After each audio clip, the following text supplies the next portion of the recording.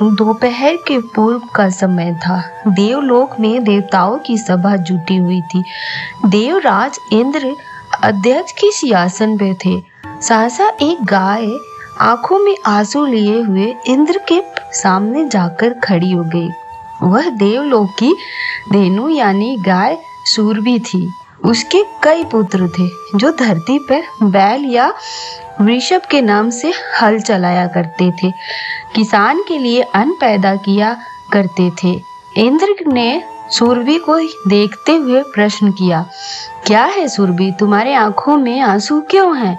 सुरभि ने दीनहीन स्वर में निवेदन किया, देवराज, मेरे पुत्र धरती पर अपना रक्त पानी की तरह बहाकर मनुष्य के लिए भोजन के लिए अन्न पैदा करते हैं, फिर भी मनुष्य उन पर बड़ा अत्याचार करते हैं। मुझसे अपने पुत्रों का दुख देखा नहीं जाता। मेरे साथ धरती पर चलिए और अपने आंखों से देखिए कि मनुष्य मेरे पुत्रों पर कितना अत्याचार करता है। देवराज इंद्र सिंहासन से उठते हुए बोले, मैं अवश्य तुम्हारे साथ धरती पर चलूंगा। सुरभि, मैं अवश्य तुम्हारे पुत्रों के दुखों को अपनी आंखों से देखूंगा। सुरभि देवराज इंद्र को अपने साथ लेकर धरती पर एक खेत की मेड़ पर जा पहुंची। खेत में एक किसान हल चला रहा था। हल में 2 बैल जुते हुए थे। एक बैल तो हष्ट पुष्ट था, किंतु दूसरा बैल बड़ा दुर्बल था।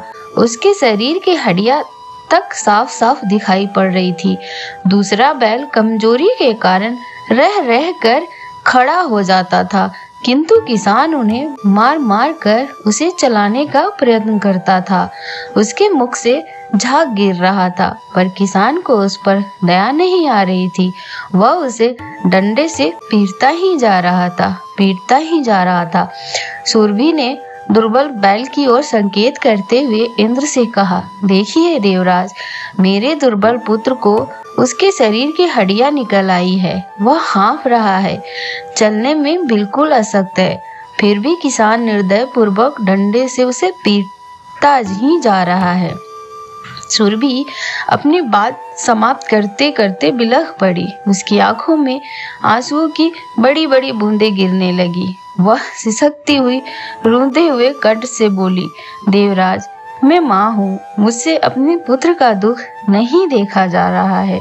दया करके उसे दुख से मुक्त दिलाइए। देवराज इंद्र ने सोचते हुए कहा, सुरभि, तुम्हारे तो करोड़ों पुत्र है, तुम्हारी ममता अपने सभी पुत्रों के प्रति न रहकर इसी के प्रति अधिक क्यों है?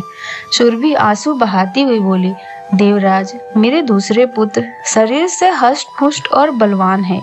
वे बड़े आनंद से हल को खींचते हुए चले जाते हैं, किंतु मेरा यह पुत्र तो बड़ा निर्बल है, बड़ा असक्त है। मेरे मन में अपने सभी पुत्रों के लिए समान प्रेम है, किंतु इसके प्रति अधिक इसलिए है कि यह बड़ा निर्बल है। दया और प्रेम निर्बलों के लिए होता है, बलवान के लिए नहीं। देवराज ने सोचते हुए कहा, हाँ सुरभि, तुम ठीक कह रही हो। दया और सहानुभूति निर्बलों के लिए ही होती है, बलवान के लिए नहीं। इंद्र ने मेड़ की थोड़ी सी मिट्टी उठाकर खेत में फेंक दी। खेत में सारी मिट्टी कोमल और भुरभुरी बन गई। दुर्बल बैल भी भुरभुरी मिट्टी में बड़ी सरलता से हल को खींचने लगा। किसान के बरसते हुए डंडे बंद हो गए। सुरभि का हृदय आनंद से भर गया। वह देवराज को धन्यवाद देती हुई बोली, देवराज, मैं आपको इस उपकार के लिए सदा याद रखूंगी।